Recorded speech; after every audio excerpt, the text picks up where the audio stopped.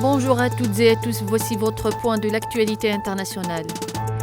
Le ministre algérien de l'Intérieur Ibrahim Red, lors de la réunion des ministres de l'Intérieur des pays du G7 en Italie, a souligné la nécessité d'une approche coordonnée et à long terme pour aborder les défis migratoires. Il a indiqué qu'en 2024, l'Algérie avait rapatrié près de 80 000 migrants irréguliers et démantelé plusieurs réseaux criminels internationaux.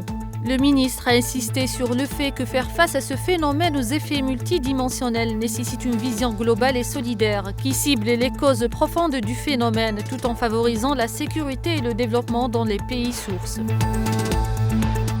Aux Nations Unies, les 10 membres élus du Conseil de sécurité dans l'Algérie ont exprimé jeudi dans une déclaration commune leur profonde préoccupation face à la recrudescence des tensions au Proche-Orient, dénonçant la spirale de violence actuelle. Ils ont appelé à un arrêt immédiat des hostilités et au respect du droit international par toutes les parties, en soulignant que seule une solution diplomatique pouvait avancer le processus de règlement des différends, en insistant sur l'importance du dialogue et de la protection des civils.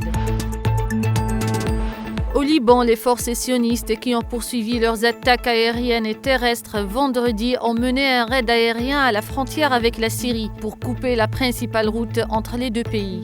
Le ministre libanais des Transports a déclaré que la route qui mène au principal point de passage humanitaire pour des milliers de Libanais vers la Syrie est désormais coupée après une frappe sioniste. En Autriche, entre 15 000 et 17 000 personnes ont manifesté jeudi, selon les organisateurs, dans le centre de Vienne, contre le retour possible au pouvoir en Autriche de l'extrême droite, après les législatives de dimanche qui l'ont vu arriver en tête.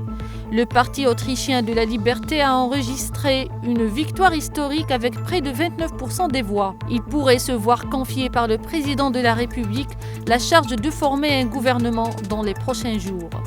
C'est la fin de l'info, merci de l'avoir suivi.